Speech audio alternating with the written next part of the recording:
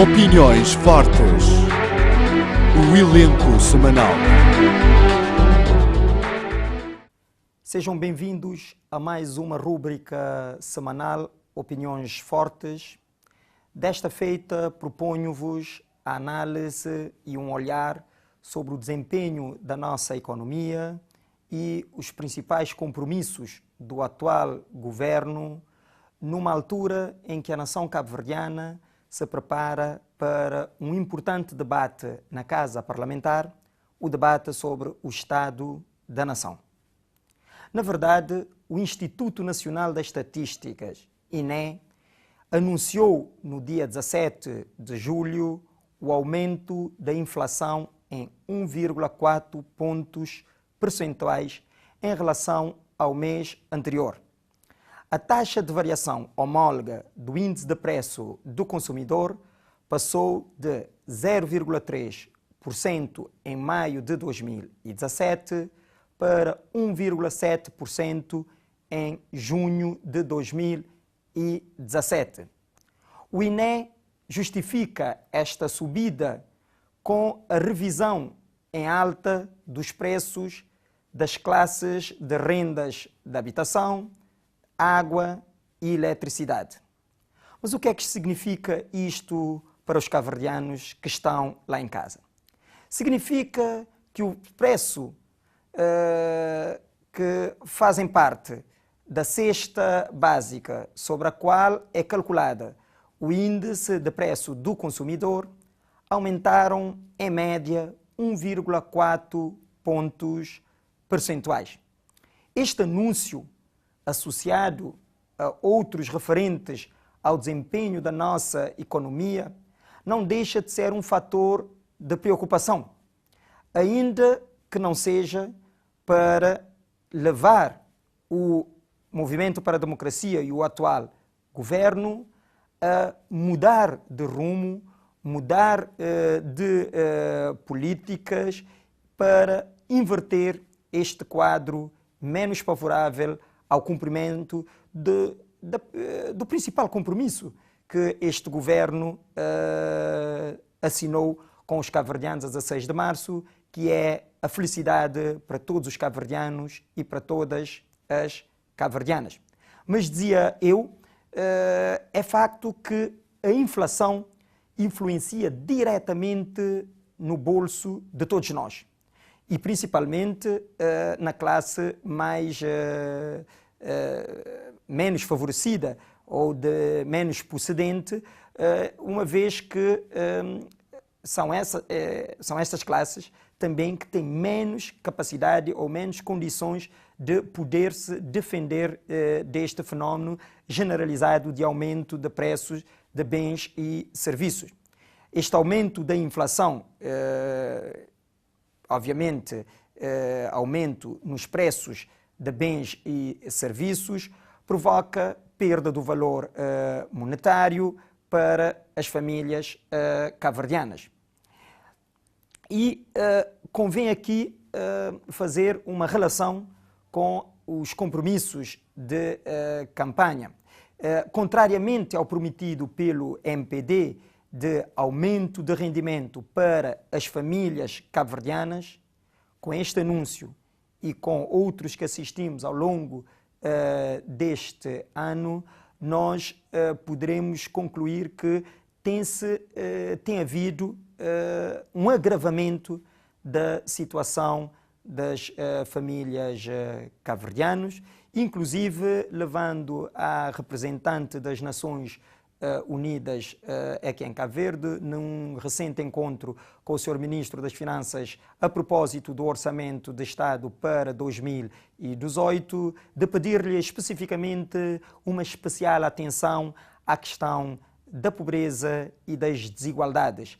E, na verdade, contrariamente ao prometido de aumento, duplicação dos rendimentos para as famílias, temos assistido a um agravamento da situação das famílias e importa aqui, neste facto, unirmos a nossa voz e apelar ao Governo, em sede do Orçamento de Estado para 2018, que que tome medidas corretivas que visem repor o poder de compra às famílias, nomeadamente a questão do aumento salarial para que as famílias possam ver revistas e repostas o seu poder de compra que tem sido consumido pela inflação e não só.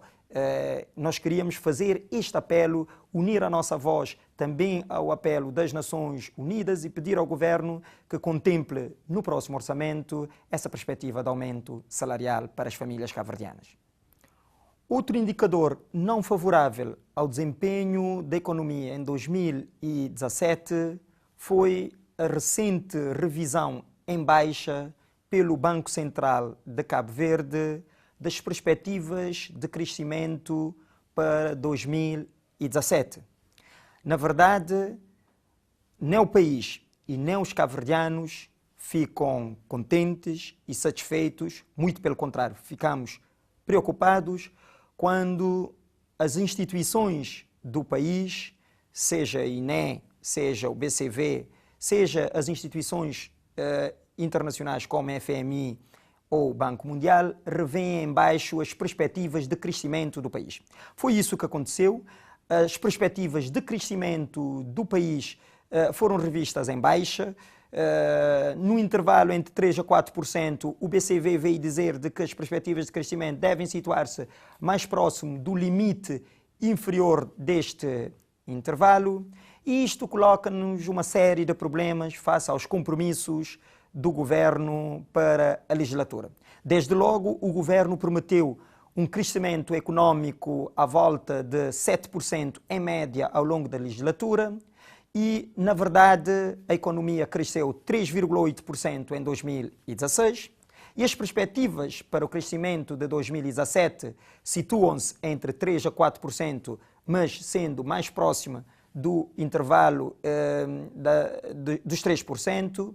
Quer isto dizer que muito dificilmente, se o Governo não mudar de rumo e não começar a tomar medidas práticas de apoio às empresas, ao setor privado e deixar de apenas anunciar medidas avulsas e no campo teórico, se é uma concretização prática, dizia eu, muito dificilmente cumprirá a meta do crescimento médio de 7% ao longo da legislatura, porque isso significa, com os dois crescimentos que já teve, significa que os próximos crescimentos terão que situar numa ordem superior a 10% para se poder prefazer uma média ao longo da legislatura dos 5 anos de 7%. Obviamente que isso tem os seus impactos. Um não crescimento robusto da nossa economia significará que muito dificilmente a meta do desemprego, do combate ao desemprego será cumprido. O Governo prometeu, e aqui convém lembrar aos cabo-verdianos, a geração de 45 mil postos de trabalho ao longo da legislatura. O que verificamos foi no primeiro ano que a taxa de desemprego aumentou de 14,4% para 15%, aumentando mais 9 mil e tal desempregados face às estatísticas de 2015. E 2017, as perspectivas em termos de emprego não são animadoras, porque ao invés de se criar emprego, ao invés de haver uma injeção na economia real para que possa haver criação e geração de empregos, o que temos assistido é uma política de zerar tudo aquilo que vinha da anterior governação, com liquidações e extinções de sociedades e de empresas, mandando para casa centenas e milhares de pessoas para engordar a já enorme lista de desempregados. É assim com o caso do novo banco, foi assim com o caso da liquidação da parte doméstica dos TACV, será assim com a parte internacional também que se perspectiva que cerca de 350 trabalhadores podem ir para casa. Tem sido assim um bocadinho pelas câmaras municipais do país, sob a liderança do Movimento para a Democracia, e foi assim também na Águas de Santiago, que mandou mais de 300 pessoas para o desemprego. Essas perspectivas são perspectivas pouco animadoras face ao crescimento da nossa economia, face à redução da pobreza, face à redução do desemprego e também face às questões da insegurança que graçam um pouco por todo o país e que, na medida daquilo que se pode correlacionar, pode ter uma relação direta ou menos direta com também o combate às desigualdades e às assimetrias em termos de distribuição da riqueza produzida pelo país. Uma outra promessa eleitoral e dirigida essencialmente à população da Ilha do Fogo tinha a ver com a resolução imediata, emergencial, do problema de Chã das Caldeiras. Numa altura que estamos a fazer uma espécie de retrospectiva daquilo que foi o ano, importa dizer de que, na verdade, envolvidos que são mais de 1 ano e meio da governação do MPD, a questão da não resolução do problema de Chã das Caldeiras é uma verdadeira mancha na análise do Estado da Nação. Porque é o segundo Estado da Nação que o MPD analisa na Casa Parlamentar e já no primeiro Estado da Nação havia prometido que a questão de Chã das Caldeiras era emergencial e que iria resolvê-lo no imediato.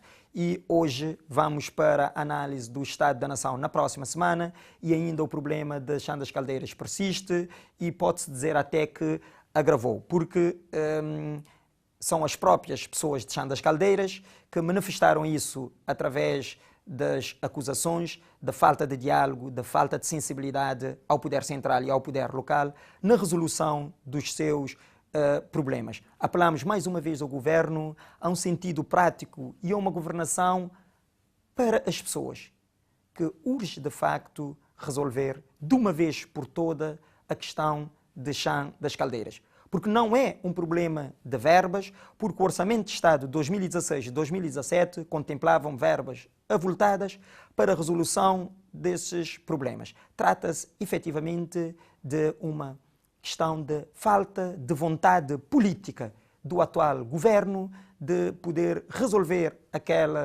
este problema, devolvendo a dignidade para as populações desta importante parcela do território nacional. Por tudo isto, podemos concluir que o Estado da Nação não poderia ser um bom Estado da Nação, porque constatamos retrocessos a todos os níveis. Nós temos mais desemprego, temos mais problemas relativos às questões da insegurança ou da falta de segurança.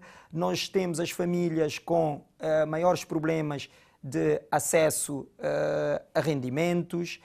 As empresas continuam com as dificuldades em acesso ao crédito e resolução dos seus problemas para verdadeiramente catalisar o desenvolvimento do país e gerar empregos. Nós temos mais endividamento público, temos menos investimento público e constatamos claramente uma concorrência do governo com as empresas no acesso ao crédito interno e temos um governo que, na verdade, não cumpre as suas promessas e retrocede, faz um downgrade do país a todos os níveis. Por tudo isso, o Estado da Nação não poderia ser uma classificação de boa e apelamos ao Governo, em sede do Orçamento de Estado para 2018, que está a ser preparado, que introduza mecanismos práticos e efetivos para inverter o estado das coisas e devolver a esperança a todos os cabo-verdianos e a todas as cabo-verdianas. Desejo a todos a continuação de um ótimo dia na companhia da Tiver e da Rádio Dia e nós encontraremos aqui na próxima semana para mais uma rúbrica de Opiniões Fortes. Opiniões fortes. As opiniões fazem-se na Tiver.